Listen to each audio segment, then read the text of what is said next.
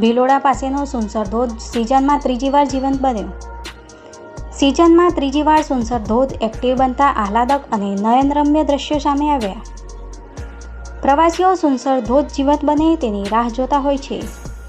ભિલોડાથી 12 kilometre દૂર મુનાઈ ગામ પાસે આવેલા સુનસર ગામે ધરતી માતાના મંદિર પાસે આવેલો છે ધોધ. સહેલાણીઓ દૂર દૂરથી ધોધમાં નહાવાની મજા માણવા આવતા હોય છે. સુનસર ધોધ મિની કાશ્મીર ગણવામાં આવે છે. ભિલોડા પાસેનો સુનસર ધોધ સિઝનમાં ત્રીજી વાર જીવંત બન્યો. સિઝનમાં ત્રીજી વાર સુનસર ધોધ એક્ટિવ બનતા આહલાદક અને નયનરમ્ય દ્રશ્યો સામે આવ્યા.